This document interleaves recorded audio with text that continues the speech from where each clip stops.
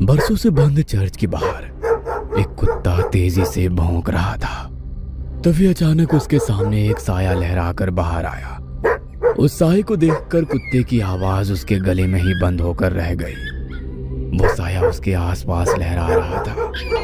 अचानक हवा में उस साये के साथ उड़ता हुआ वो कुत्ता उस चर्च के भीतर दाखिल हो गया। उसके भौंकने की आवाज अभी भी आ रही थी। कुछ देर के बाद हवा में उड़ता हुआ उसका शरीर वापस बाहर आया। इस बार उसके शरीर में प्राण नहीं थे। उसका पूरा शरीर सफेद था। मनाली शहर के बाहर एक पुराना चर्च बरसों से बंद था। उसके आसपास कोई भी नहीं जाता।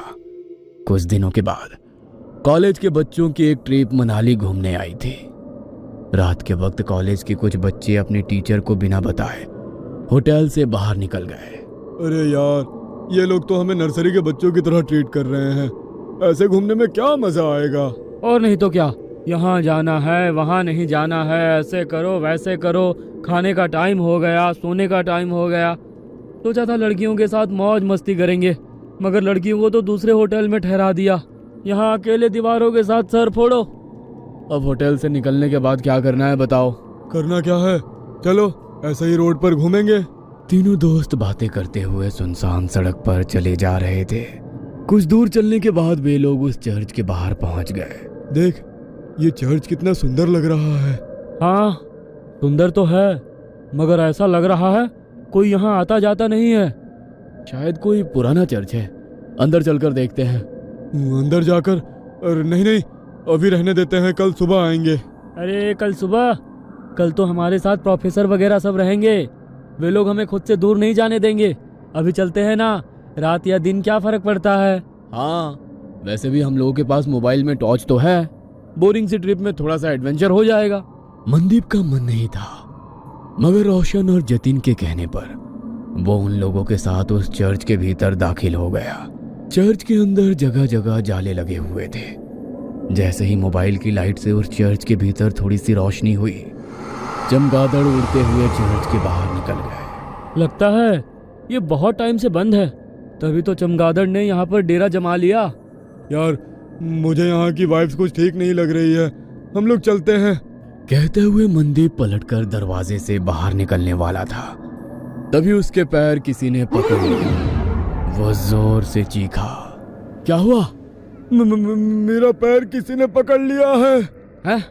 ये क्या कह रहे हो? कहते हुए उसने अपने मोबाइल का टॉर्च मनदीप के पैर की तरफ किया तो वहां पर रस्सी थी। उसे देख दोनों हंसने लगे। तेरा मन नहीं था ना आने का, इसलिए तू रस्सी से भी डर रहा है। कुछ नहीं, अंदर चलकर देख, यहाँ का आर्किटेक्ट कितना अच्छा है। कहते हुए वो उसका हाथ पकड़कर उसे अंदर ले गया। वे तीनों चर्च घूम ही रहे थे कि अचानक चर्च की लाइट जलने बुझने लगी। अरे, यहाँ पर लाइट कैसे आ गई? मुझे कुछ ठीक नहीं लग रहा, हम लोग यहाँ से चलते हैं। कहते हुए वो अपने दोनों दोस्तों के हाथ पकड़कर दरवाजे के पास गया, मगर अचानक ही दरवाजा बंद हो गया। तीनों दरवाजा खोलने की कोशिश कर रहे थे, मगर दरवाजा नहीं खुल रहा था। अरे, ऐसे कैसे हो सकता है? अभी तो ये दरवाजा खुला था। किसने बंद किया? प्लीज हेल्प, हमें डराने की कोशिश मत करो। कोई और रास्ता होगा यहाँ से निकलने का, ढूंढकर वहां से निकल जाते हैं।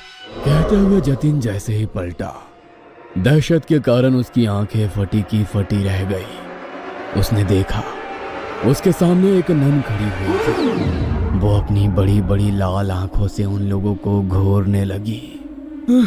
ये क्या बला है, भागो यहाँ से।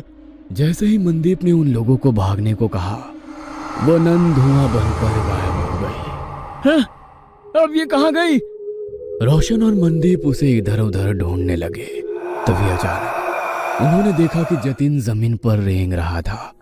उसकी आंखें नन की तरह ही लाल थी, चेहरा पूरा सफेद और हाथ पैरों की चमड़ी जली हुई। उसे देखकर वे दोनों डर गए और चीखते हुए वहां से बाहर निकलने की कोशिश कर रहे थे, मगर उन्हें चर्च से बाहर निकलने का कोई रास्ता नजर नहीं आ रहा था। दोनों डर कर एक कोने में खड़े थे। जतिन तेजी से छिपकली की तरह रेंगता हुआ उनकी तरफ बढ़ा और उन लोगों को देख अपनी जीभ लपलपाता रहा। कभी जतिन का चेहरा नजर आता तो कभी उस नन का। हमने तुम्हारा क्या बिगाड़ा है?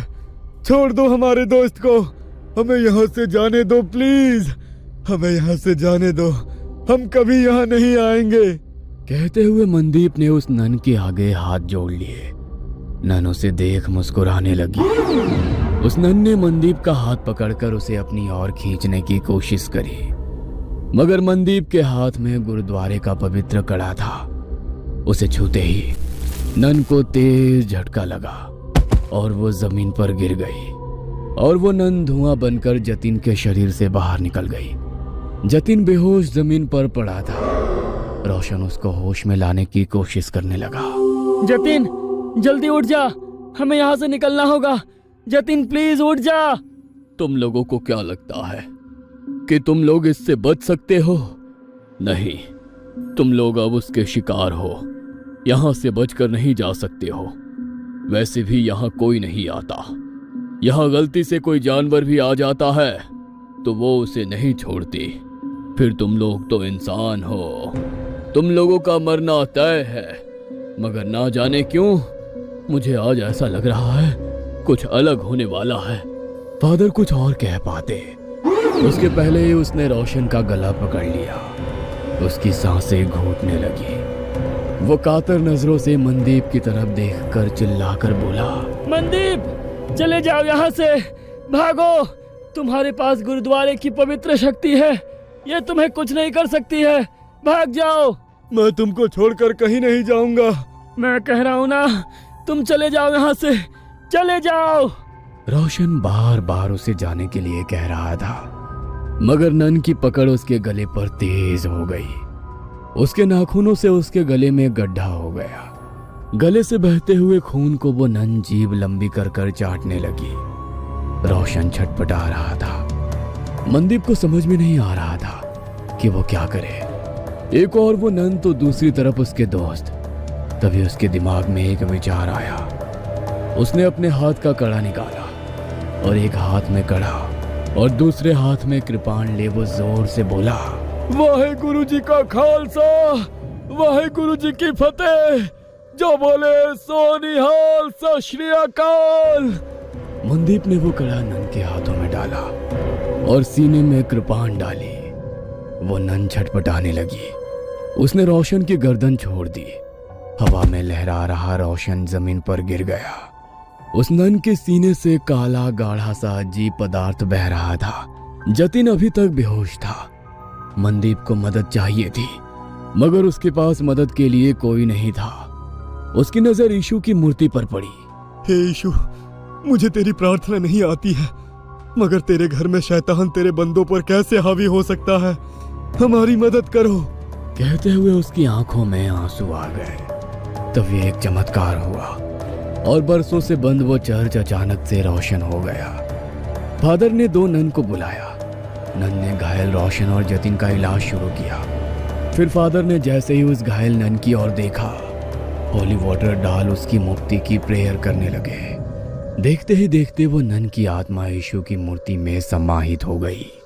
आज तुम्हारे साहस और सूझबूझ से बरसों से भटकती उस नन की आत्मा को मुक्ति मिल गई। God bless you my child. तुम्हारे दोस्त अब ठीक हैं। कल सुबह तक उन लोगों को कुछ भी याद नहीं रहेगा। अब तुम लोग यहाँ से चले जाओ और आज की घटना का जिक्र किसी से भी मत करना। फादर के कहने पर मनदीप अपने दोस्तों के साथ होटल वापस आ गया। अगले दिन वे लोग जब मनाली घूमने के लिए निकले तो उसके दोस्त सब कुछ भूल चुके थे, मगर मनदीप उस खौफनाक रात को उम्र भर नहीं भूल सकता था। वो अपने साथियों के साथ उसी जगह से निकला तो मनदीप को कोई चर्च नजर नहीं आया। बस दूर खड़े वो फादर उसे देखकर मुस्कुरा रहे थे। उन्होंने उसके ऊपर होली वाटर डाला तो मनदीप भी कल रात की वो बातें भूल गया। मगर मनाली के लोग उन लोगों को कभी भूल नहीं सकते हैं, क्योंकि उनके कारण ही तो उन्हें इविल नन से छुटकारा मिला था।